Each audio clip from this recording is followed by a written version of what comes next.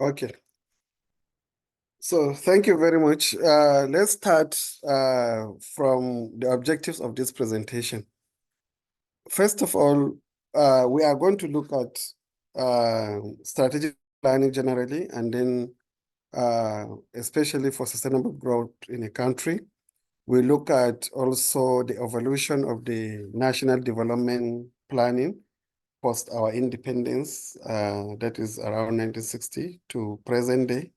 Then we also look at the role of National Planning Commission. As I mentioned, I am not a government worker, so I have never worked for government.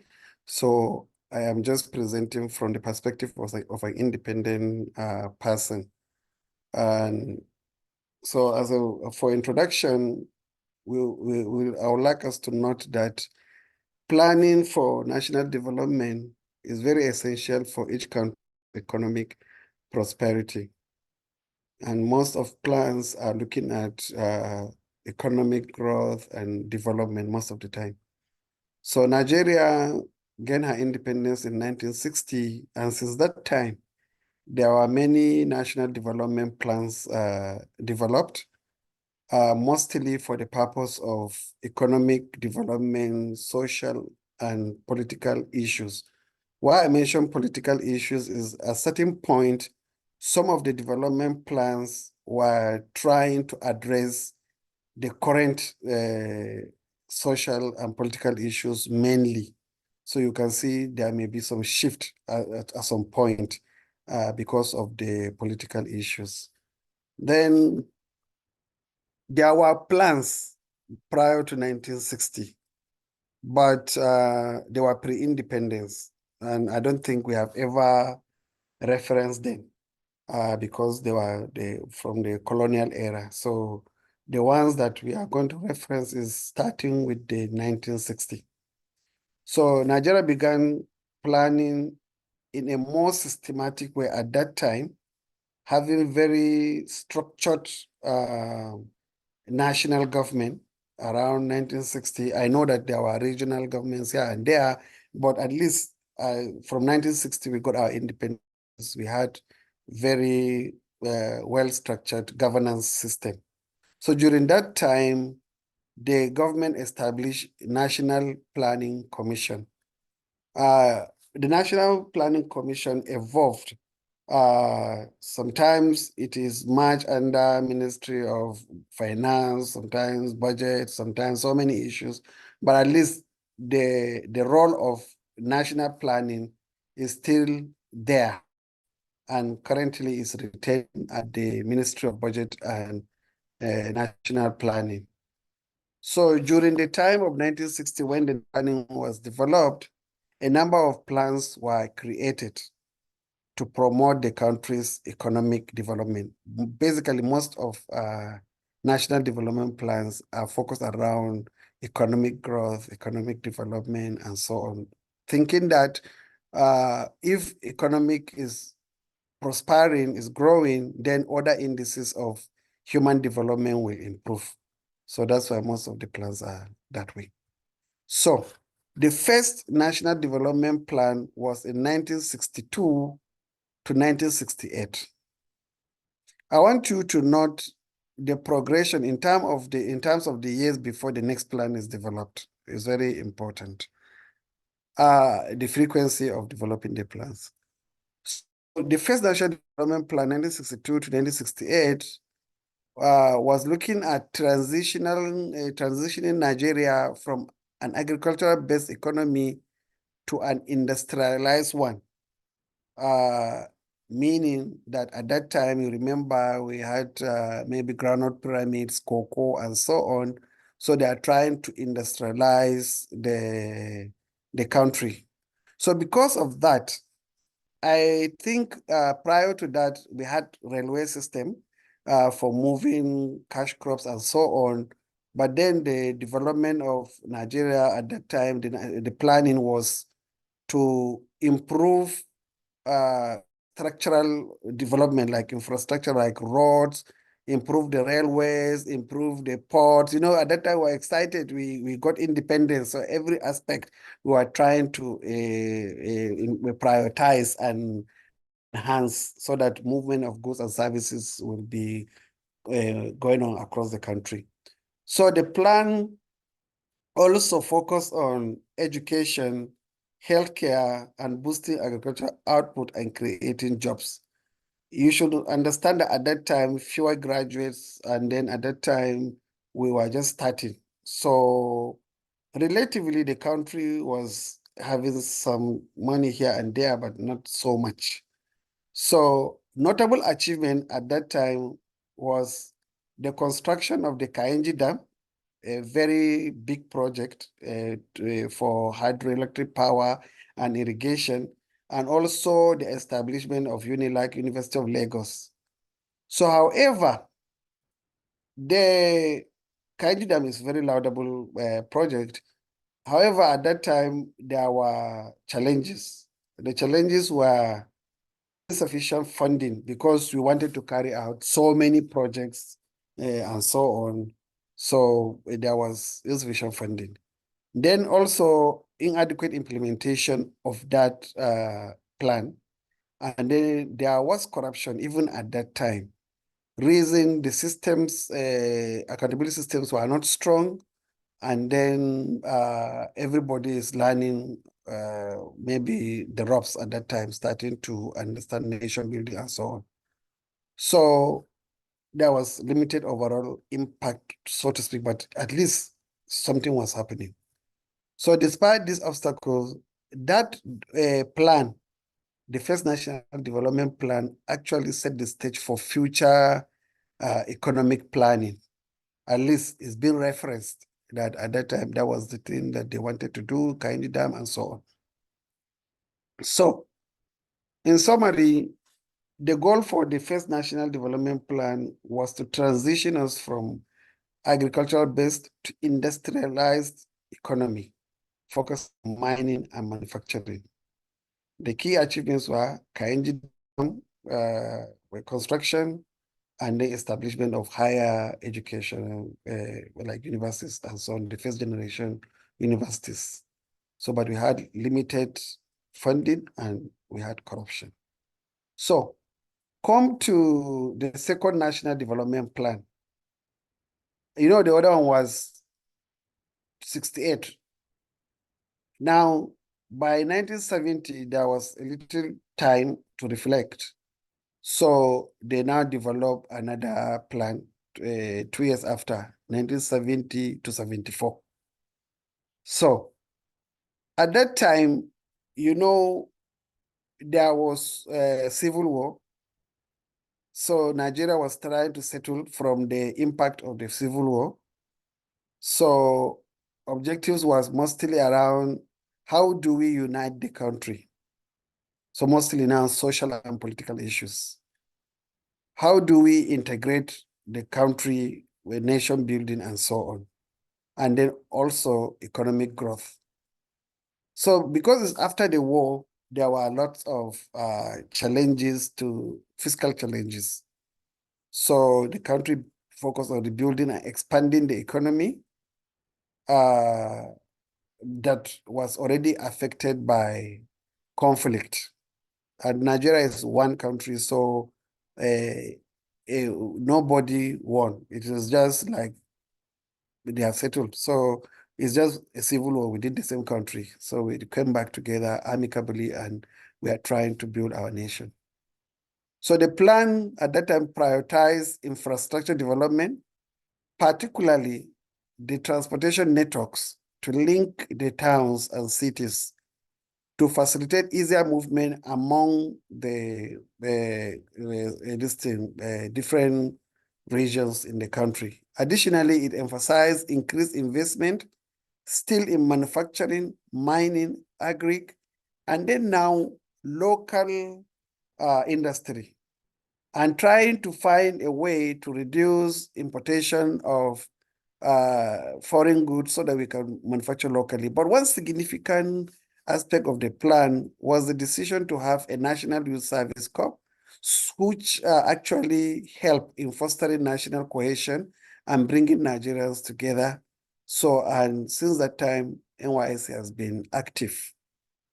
Notable achievement at that time was the construction of highways like Enugu-Onitsha, Benin-Auchi Okene, Lagos-Ibadan Expressway. I know some people will say, well, actually, up to now, since that time, we are still struggling with, but recently we are able to accomplish significantly Lagos-Ibadan Expressway and so on. And then some of the roads are now in deplorable condition, but at least there was a lot of trunk A roads constructed at that time.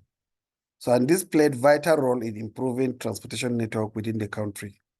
The NYSC also made substantial contribution to national integration, uniting youths from different ethnic groups and religious groups towards common goal of nation building. So, in summary, the second National Development Plan uh, was a post-Civil War economic growth, and then it focused on infrastructure development, and then we also had NYSC for national integration, and then we also had at that time our major highways constructed. So fast forward, a year later, after completing the cycle for the second National Development Plan, we had the third National Development Plan, which was 1975 to 1980. It was basically aimed at achieving economic self-reliance through enhanced agricultural production, industrialization, and infrastructure development. Let me go backward. You know, at that time in the 70s, after the war, we had some wealth. And of course, at that time, some people were saying Nigeria have a lot of money. It's just how to spend the money. If you remember, we had a lot of parties, first tax 77, all those things.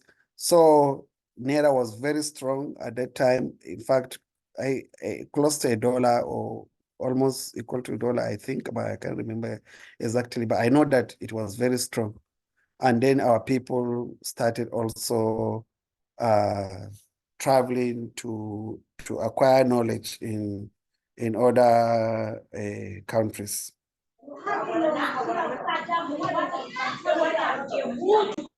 So the 1975 to 1980, we were trying to have industrial development, but also we were trying to build a federal capital, because I think the initial concept was by General Murtala to have a central place where each location in Nigeria will access it centrally. So it's a neutral place to have our own federal capital. Also, there was so much congestion in Lagos, so they decided to move to a central capital, Abuja. Although later on, it was Babangida and Abacha that actually achieved the final district. So this involves significant infrastructure development, roads, housing, administrative buildings. So Abuja was like the government invested a lot. Also, there was another major project, Ajakuta Steel, which wanted to place us as a strong power in the steel production in Africa. But then, since that time, there was so many issues regarding mismanagement, underfunding, corruption. So despite these projects, still we were struggling with insufficient funding to complete them. So, and then there were also policy inconsistencies. And then also maybe corruption was order of the day. So in summary, the third National Development Plan was aimed at economic self-reliance, still to increase agricultural production, industrialization, and infrastructure development around Abuja, and then also establishment of Ajakuta Mill. Then because of those lofty dreams, we were able to, the funding was depleted, despite the fact that we were saying, we were very rich and that, but funding issues started. Then so many policy somersault here and there. So, come the fourth National Development Plan, 1981 to 1985. So at that time, the funding issue was really big. Nigeria started experiencing challenges because there was declining oil prices. So the money they are able to generate is unable to carry out so many things. So suddenly there was need to reduce the poverty that they started seeing in the country, and then to also focus on rural development, because urban rural migration was increasing rapidly. Everybody wants modern life, so congestion in the cities, even though Abuja was to decongest Lagos, but still it wasn't developed enough. People did not move back in. So there were a lot of challenges of housing, healthcare, education. So that particular plan, as you can see, did not think about big dreams again. It did not think about, let's have another Kainji Dam, let's have another expressways, let's have another. No, at that time is let's make sure that our people are out of poverty and so on. Then there was a decision to do structural adjustment program to adjust our pockets so that we know how to live in the situation of no money, declining oil prices. Then there was a decision to start devaluing the currency. You know, the currency was very strong, but now if we remain strong, we are unable to attract foreign direct investment because the cost of outsourcing it to us is going to be very high. But if you are cheap, they can now come and manufacture here. They produce cars like maybe Peugeot, all those things. So Volkswagen. So everybody wants to outsource to us, but we have to devalue our currency so that it can be attractive. So then also we need to reduce government expenditure. We need to the private sector by privatization of the state-owned hotel company businesses. State-owned means the government-owned businesses. So with that reduction, it will help us access loans and then improve the economy. So despite the SAP, we still had issues to the extent labor unions, civil society groups started protesting. I think around 80s saw a lot of civil society movement. So the policies adversely affected our people, poverty and vulnerability increased around 1980. I don't want to talk about all this military intervention and so on. I'm going to be only focused on the content of the development plans for now.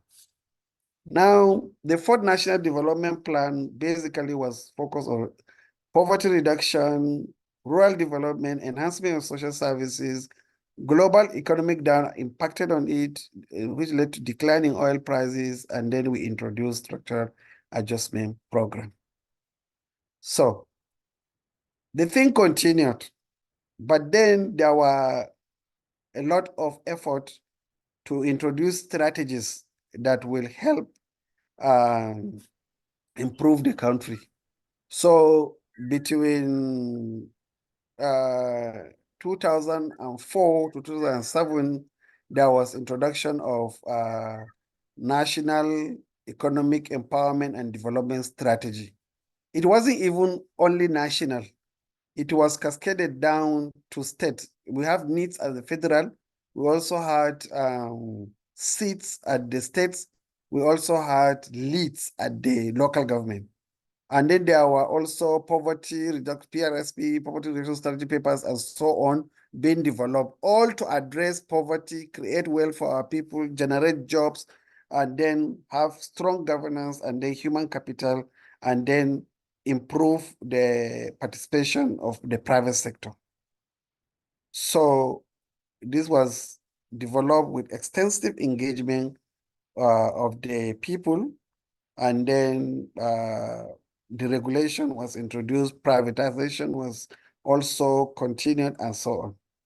So there were improvements achieved on macroeconomic indicators. I will show you some of the indicators later towards the end of the presentation. So, and then it also encouraged investments in communication and so on, even though the initial investment of some telecommunication, because, you know, there were trial, all those landline, then nitel, so many things, then later on we have GSM. So there was improvement. So despite this insufficient funding still remain, and then there was reliance on external support, and then this was actually the main priority of the government to make sure that we get foreign direct investment. So in a nutshell, between 2024 to 2027, there was target for poverty reduction, wealth creation, human capital development, and then we were looking at private sector-led growth, which will come up later in subsequent plans too, that we are prioritizing private sector partnership with the government. So it has improved our economic stability and infrastructure investment.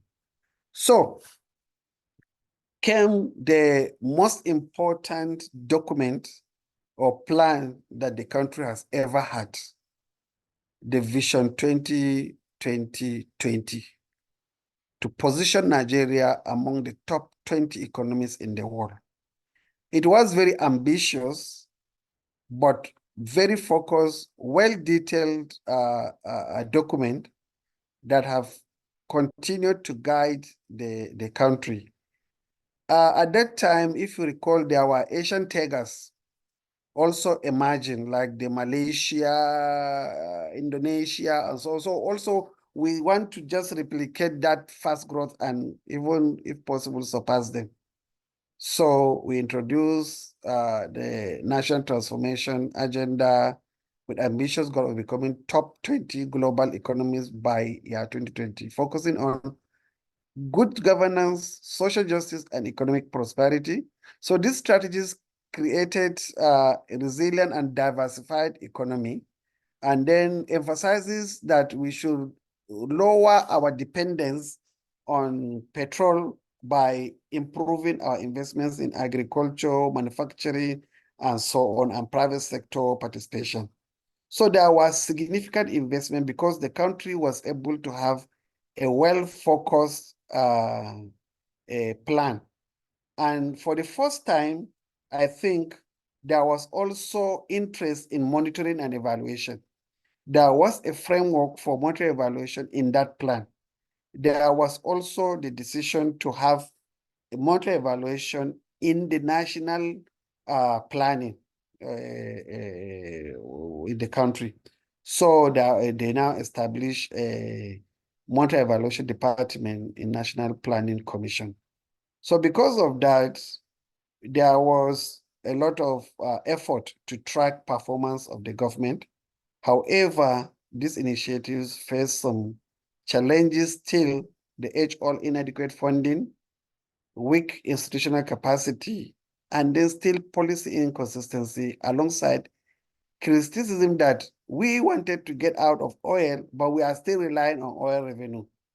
And then government participation in some of the key development activities was affected because there was not enough revenue, only reliance on the petrol. So in a nutshell, Vision 2020 and the National Transformation Agenda, I think during Goodluck time,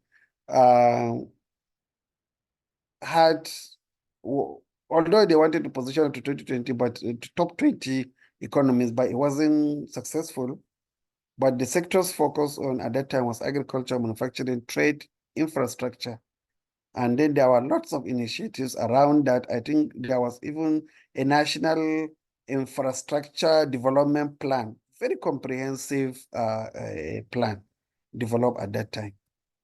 So, for comparative analysis, you see that the plans that I have mentioned so far up to 2020 were basically trying to achieve self-reliance, reduce poverty, and improve good governance, and then most recently around 20s to make sure that private sector participation is prioritized. So from 2015 to 2023, I think we had, in fact, from 1999 up to today, Nigeria experienced a stable democracy. 2015 to 2023, we had a party that has been the ruling party. So the planning was also, there were some issues that came up in the planning, not only affecting Nigeria, but globally. So 2015, the National Development Plan has been looking at economy, social issues, and also political progress because of the consistency in democracy. So the central to that period was President Muhammadu Buhari's agenda for the country. Initially, I think there was change agenda initially. So he has 3 points. He wanted to reduce high unemployment rate, focus on poor infrastructure so they can solve the problem of infrastructure. And then there was also low productivity. He wanted to improve on it.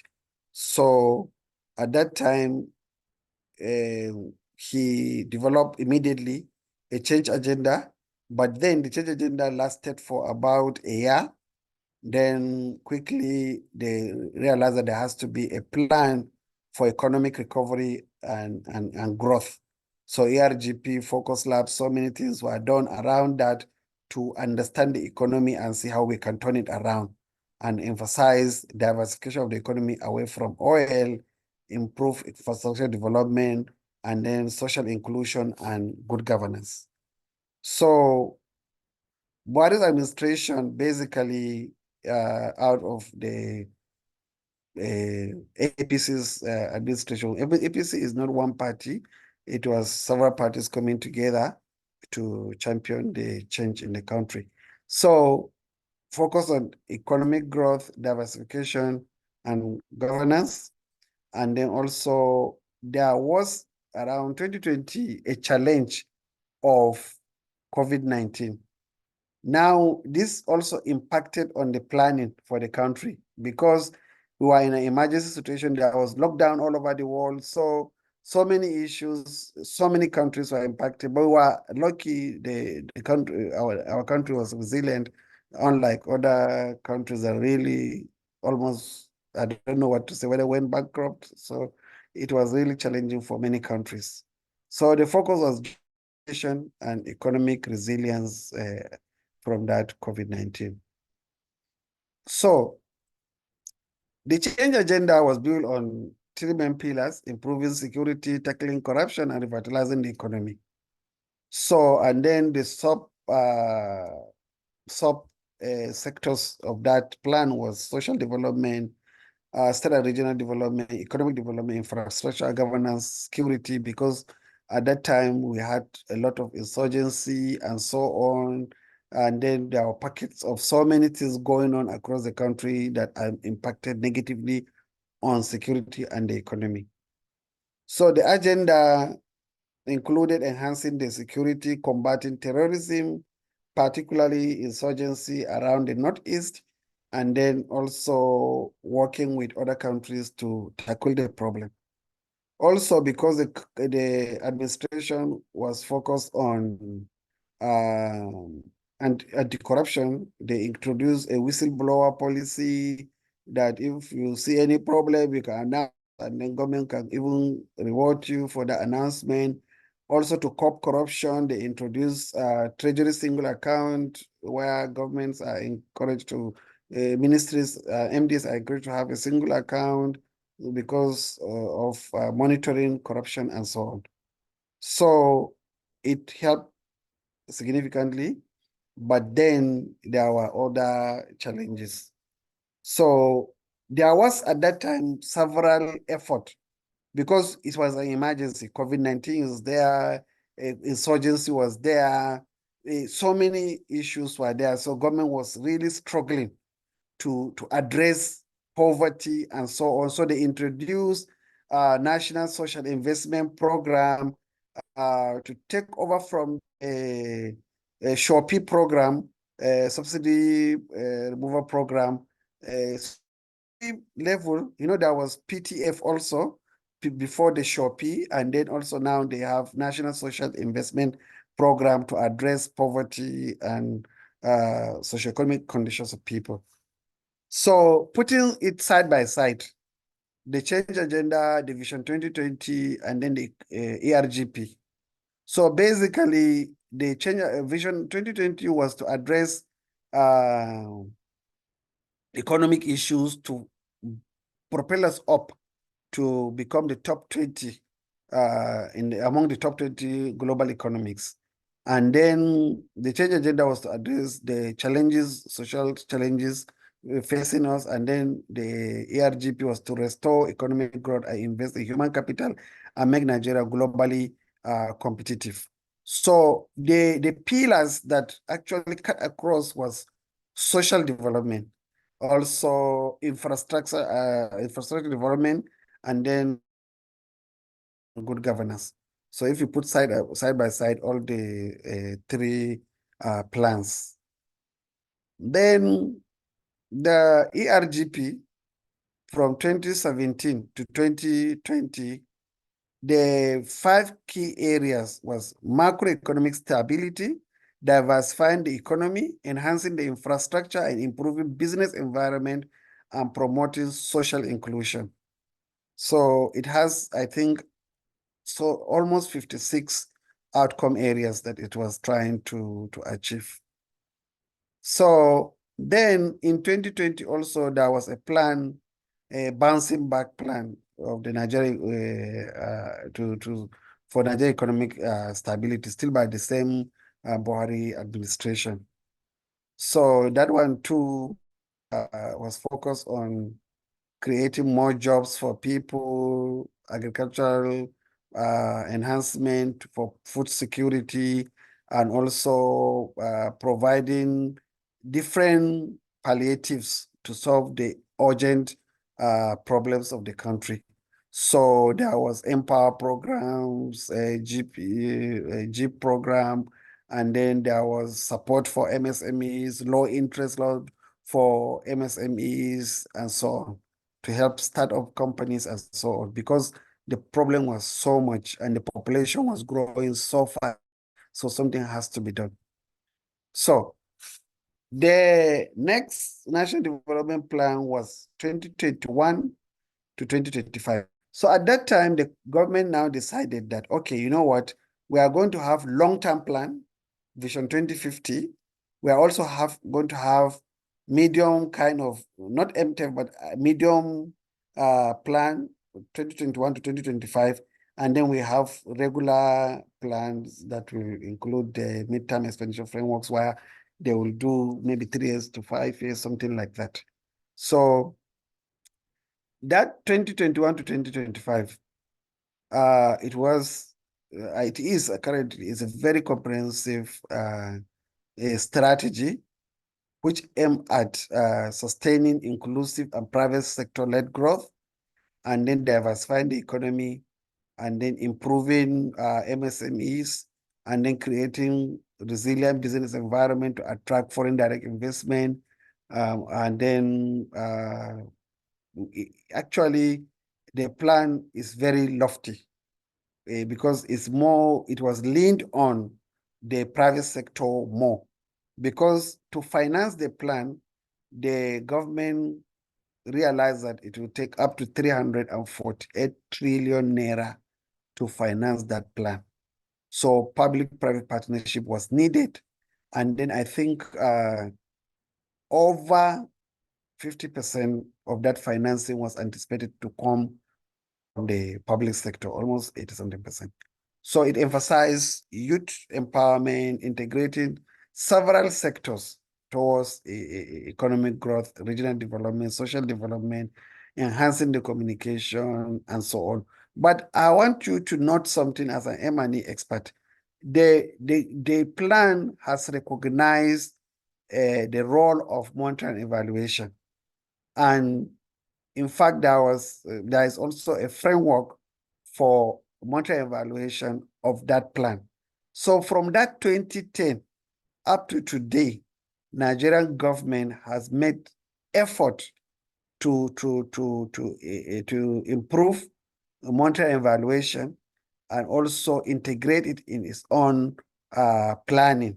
It leads to having national evaluation plan, national monitoring plan. So a lot of effort was made to ensure that results are achieved.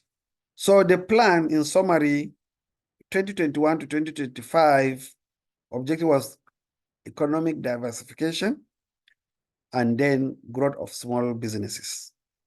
And then government coordination, because there is federal, there is state, but though federal have stewardship role, and you can see my discussion is linked to federal. Individual states also have their own planning processes, but I am focusing on the federal for now. So there is need for coordination among the tiers of government, federal, state, and LGA. So inclusive growth was the focus, and then youth empowerment, because we have our population is a young population. So we have a lot of youth and then fewer elderly. So in the 2050, the Agenda 2050 recognized so many things. Recognize Sustainable Development Goals 2030, recognize African Union 2063 plan. So the agenda is to look at Nigeria in the next 30 years or more. So it employs a framework that is step down, integrating medium-term plans, annual budgets, estimates, and the incremental milestones to enable monitoring and evaluation of this program. So the pillars were 7, and then look at infrastructure provision, human capital development, comprehensive implementation, monitoring and evaluation. So now the government is emphasizing more and more on monitoring and evaluation. So in a nutshell, it is a long-term plan, focus on economic growth, governance, social capital, agriculture sector, and then digital economy and the environment. So now we are in 2023. I learned that not 100% sure, the current administration is focused on 8-point agenda. Every government that comes in, they have their own agenda. We had 7-point agenda in the past, but all of this fit into the frameworks of the development plans. Only that each government have its own priority. So for now, it is to reform the economy. I think they want to make it a $1 trillion economy, a $1 trillion economy. They are not referencing to being top 20 or something, but they are referencing that if we can go to $1 trillion economy in less than 10 years or so, something like that, strengthen the national security, and then boost agriculture, unlock energy and natural resources, enhance infrastructure and transportation, and focus on education, health, and social investment, and accelerate diversification of the economy away from oil to digital economy, creative arts, manufacturing, now we are even talking about innovation. The reason why emphasis on innovation is that developed economies are not only focusing on production, they are focusing mostly on services, and the more the richer a country is, the more they focus on trade in services, mostly innovation. So we are combining the two because we are also a large population country. So for us not to depend on others, we also have to boost our own uh, production so that we can reduce importation and so on. So it was aimed at improving also governance and service delivery. I know some people say governance is becoming more and more expensive and so on. Currency has been devaluated for a reason. Subsidy has been removed and then it's making life difficult for people and so on. But really the government is committed to seeing that the country becomes more and more prosperous. So thank you very much. I have laid foundation for the discussion. Anybody that wants to contribute can contribute. It's an open discussion. Let's see how far we can share experiences and so on. So over to you, anybody? Okay, thank you very much, Aliyu, and well done. Can I speak? Yes, sir. Yes, Mr. Henry. Okay, Careful. thank you so very much.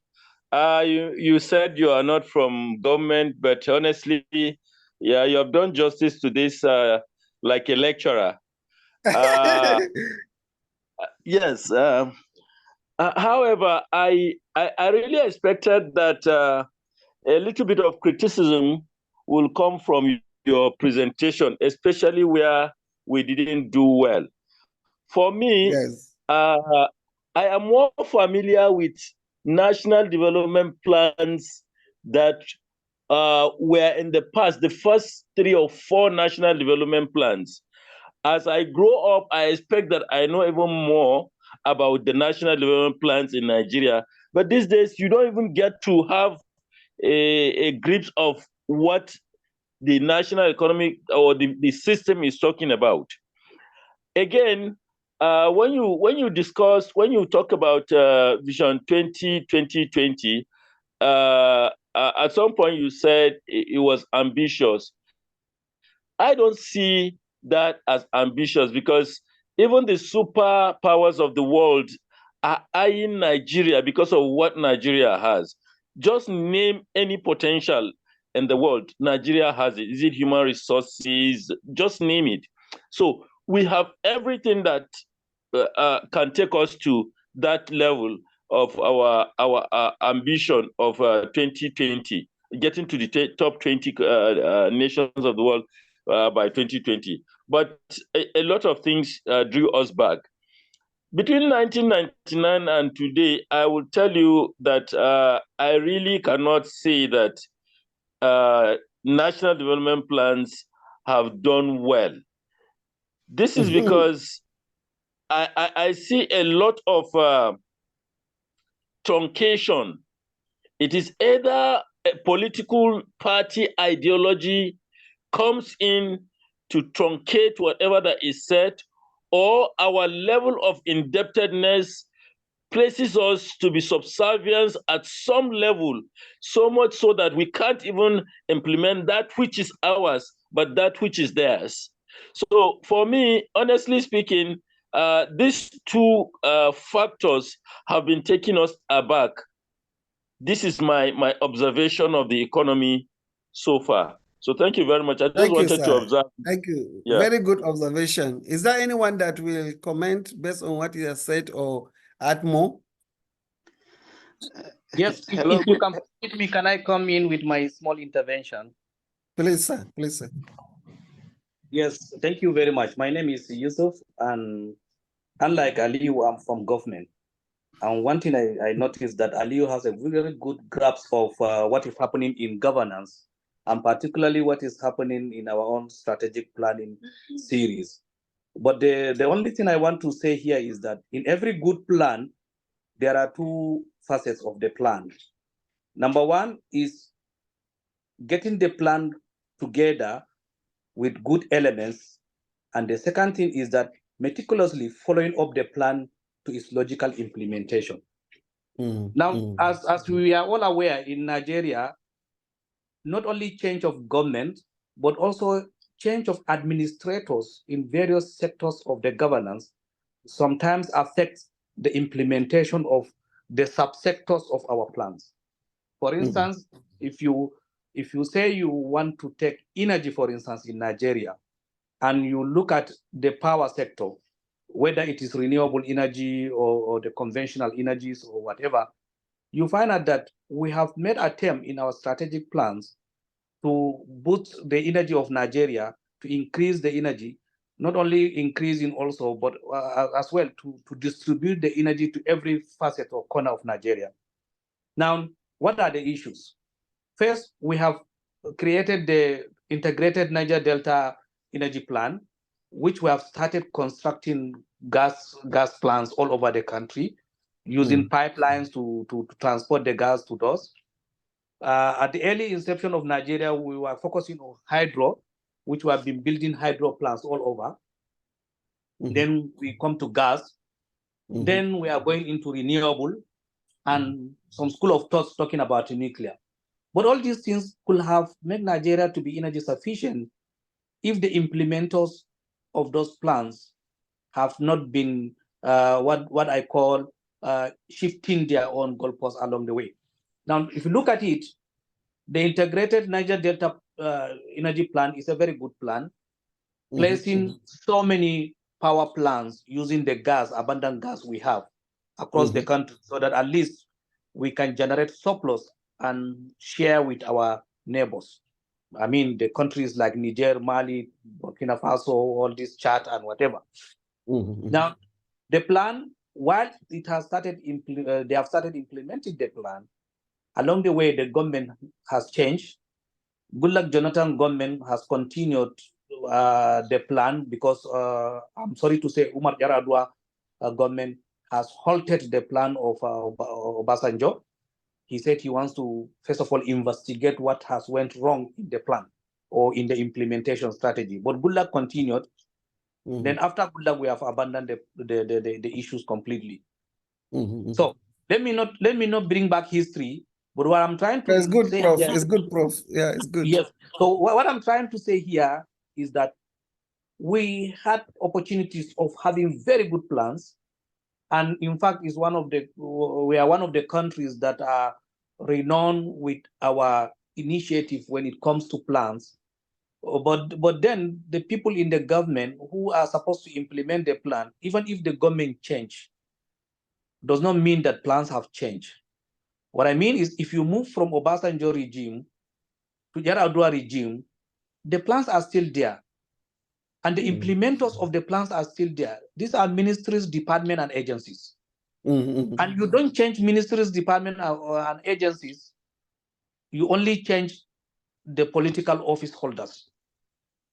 But it is so unfortunate that there was a time in this country when ministers don't last more than a year. And if you give a minister of power, for instance, before he settles down, you change him to another minister. So some of us in government advise Buhari government to try to be stable in his own appointments, so that at least there will be sustainability and understanding of implementation of plans. So if you look carefully, you find out that there are people who serve more than almost 8 years in Buhari government as ministers and political office holders without being changed. It was intentional. So that at least let's see if we can implement those plans meticulously. Also, you notice that permanent secretaries were empowered in such a way that they can follow up with their ministries in the implementation of strategic plans. Now, So, why do we get? Prof, Yes. So Prof, why do we get it wrong? Gombe, Ibrahim Gombe said that as a nation, we have great policies, but poor implementation across governments. Exactly. Mr. Ibrahim, is there anything you want to add for Prof to respond to you? Mr. Ibrahim Gombe. Yes, Aliu, thank you, and good evening all. I just feel looking at the flow of the presentation, I believe each of the governments we had from independence to date, you find out that we have committed Nigerians that come up with very good ideas. However, at the point of implementation, we have these challenges of coming out with this idea of corruption, not really being consistent. And if there's supposed to be this idea of continuity, if government comes and set up policies and start to, institutionalize ideas and the policies, but you find out that anytime there's change of government, they go back to square one again and start all over. So my belief is that I really don't know. Looking forward, is there any way we can be able to have a kind of continuity? Yes, from military to politics. Now the idea is the need for continuity at whatever level we find ourselves. Gradually, we can be able to get there. Mr. Ibrahim, Professor Yusuf said that during Buhari's period, there was consistency. People stayed as ministers for almost 8 years, and it was a deliberate effort for that. I don't know what Prof can say about your question. My challenge with that is how often do we really measure the performance of these ministers? Yes, it's a good idea. Let's give a trial for having particular people trying to see how they can be able to move without the interference. But are we really having kind of measuring how they perform and trying to sanction those that are not performing and all one? These are missing links that really would not allow us to really measure to what we really aspire to be. That's my observation and opinion. Exactly. Ibrahim, thank you very much. You have nailed it down. You have now nailed it down. So if you permit me, Aliu, let me continue from where he stopped. Yes, please, Prof. Yes. So what I was trying to say earlier was exactly what Ibrahim summarized. Number one, there is need for us to have sustainability in our policy implementation. Yes, Buhari government tried to do sustainability. But the second aspect which I wanted to say, if you are able to stabilize the system by allowing people to continue and in a sustainable manner to implement our own strategic action plans, then you have to have a mechanism of giving them targets, meaning that you have to have monitoring and evaluation in such a way that outcomes and outputs are measurable. But Prof, Mr. Kefas said that since 1999 or so, I forgot, that he could not even understand the planning itself. It looks like everything is all over the place. Mr. Kefas, what do you think? Mr. Kefas? Mr. Handeke Kefas. Yes, I'm with you, hello, sir. hello, sir. Yes. My observation of that is because you don't seem to see a clear direction of the policies that we say we are pursuing. At most times, you discover that the level at which our leaders try to pursue these policies is almost always aligning with their party policies. Because if you look at the first, second, third national economic plans, they are well defined. They are carrying the entire nation along. Even the monitoring and evaluation we are talking about, we saw even during military regimes, we have seen all of that. In fact, for me, if you ask, I would tell you, during Ibrahim Babangida was the time we had real economists brought into the system to really work and see that we achieve our national economic planning. But recently, honestly, I have serious concerns that I don't even pay attention to all of that anymore. So, Mr. Kefas, we have an economist in our midst, a PhD, Dr. Aminu Mustafa. He wanted to say something to that. Dr. Aminu. Dr. Aminu. Aminu Mustafa. Amin Mustafa. Okay. Okay, if Amin Mustafa is not there, can I just chip in something quickly? Yes, Prof. Yes, Prof. Yes. Yes. So following up from Kefas also, one can understand that yes, he is right. You can get confused if you find out that the people implementing the plan are also people that they themselves are not qualitative or qualified enough to implement the plan. So our plans are good. Our plans are strategic enough to take us to the 20th economies of the world, or so what you call it. But quality of plan and implementation of that plan depends largely on the quality of people appointed to implement the plan. So politics is affecting the quality of people appointed to implement the plan. You take somebody who is very good in law or in business or in whatever. When you make him to be Minister of Science and Technology, you have misplaced your priority. So these are some of the things that we need to factor out also. Yes. I think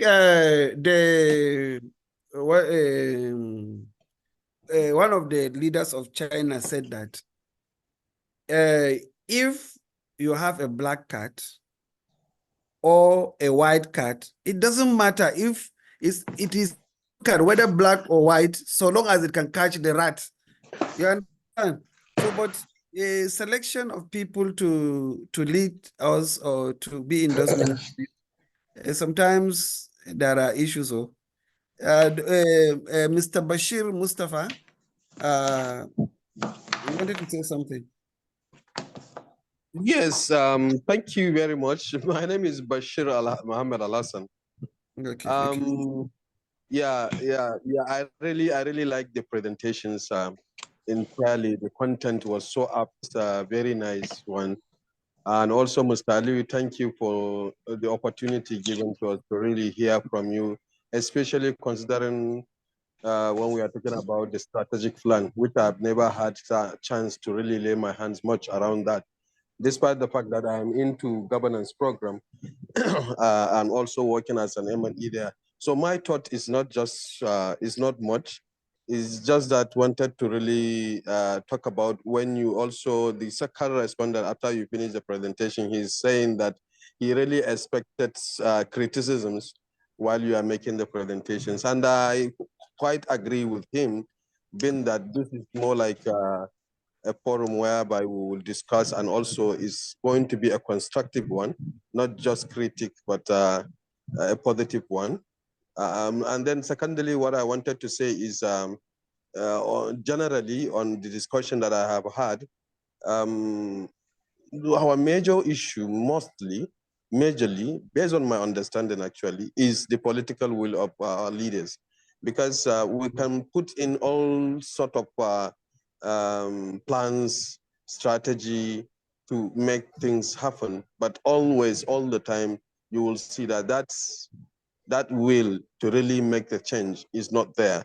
And one of the things that I always thought about was, even in the first place, how do we even elect these our leaders? Majorly, the interest is not just about providing that services to the common man, but also, if we just have to call the spade a spade, the major interest is not all about that. It's normally self-interest and what have you. So I really feel anytime when I'm hearing about this, I usually shed tears thinking that are we really going to be out of this mess or not? we will. But to be honest with you, this is one of the things that I've been thinking. Thank you so so we much. have about 5 minutes to go. Any burning question? I see someone said they want to ask a question. Also, is Dr. Aminu Mustafa? Dr. Aminu Mustafa, can you hear us?